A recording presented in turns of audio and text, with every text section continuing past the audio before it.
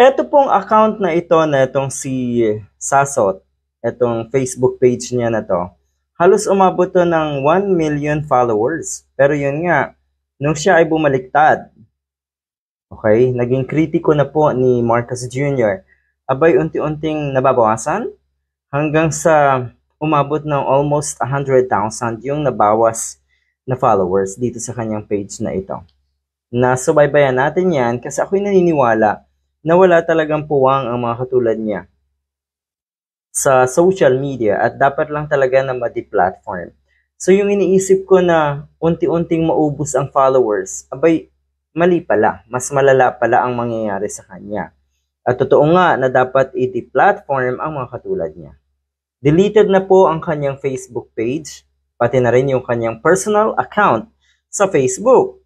At sabi na itong isang sa tingin ko ay diehard naman ito. Sabi niya, at least nung time daw ng mga yellows at kakamping, ang inaatake na itong si Sasot, suspension lang kahit pa back-to-back 3 months.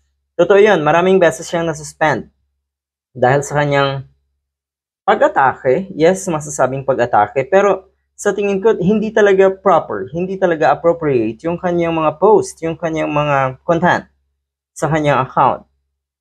Ibig sabihin, talagang nakita yan kalaunan ni Facebook na dapat nang i-delete totally after multiple suspensions. Okay, so nasuspend ng ilang beses yan. So ngayon, inabot ng complete deletion na nga. At abay nagngangal-ngal dahil meron daw siyang ibinulgar na kung ano laban sa administrasyon at sa Kongreso. Kaya ito daw ang nangyari. Sabi nga nung isang nasa social media rin nakakamping, huwag niyo pong gawing tanga ang mga Filipinos. At huwag niyo pong isipin na ang may kagagawa nito ay isang particular na individual. Sabihin na natin si Marcos Jr., ang First Lady o sino pa man. Ang ibig sabihin, ang pinupunto natin dito, wala ni isa na individual sa tingin ko ang nag-target sa kanya. Okay. Ang nakikita rin ng karamihan ng maraming netizens, talagang meron kang violations. Talagang hindi angkop ang iyong mga contents. Okay. Sa patakaran ng Facebook. Kaya ka na-delete. Nagngangal-ngal ngayon. At kuno nga ay, ito ay pambubusal, alam na, marami daw, or ito daw ay simula ng pag-take down ng maraming Facebook accounts ng mga taong kritiko or nagtutuligsa nga sa administrasyon ni Marcos Jr. Alright. Sa tingin ko personally, hindi ito something about the administration. Ito po ay kung ano talaga. Anong klaseng content meron kayo sa inyong YouTube channel, sa inyong Facebook account, at marami pang ibang platform. Sa tingin ko yung YouTube channel din na ito ay wala na. Alright? So kamakailan lang to, SAS Facebook accounts deleted.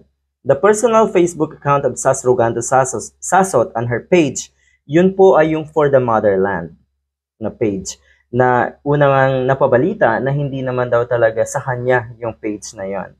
SAS Rogando Sasot have been taken down. Okay. SAS just got her entire account deleted. Okay. Yun. Deleted na po. Ibig sabihin,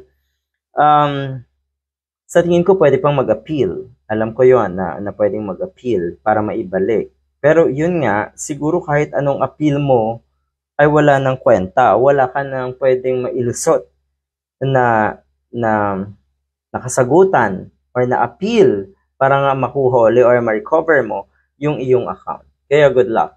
Ulitin ko sunod-sunod yan talaga. Si Maharlika din daw na take down na rin yung kanyang Facebook account. Pati rin po yung si Banat Bay.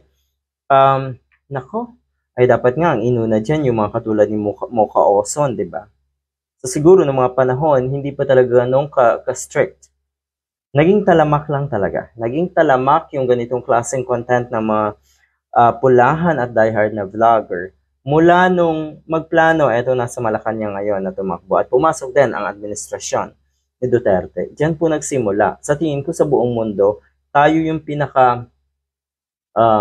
pinakamaraming nasa social media na puro kabalbalan, puro kawalang hiyaan, at kung ano-anong kabalastugan ang ginagawa. Okay? So dapat lang talaga na body platform ang mga katulad nila. Ulitin ko, wala po kayong puwang kahit sa social media platform. Kaya good luck!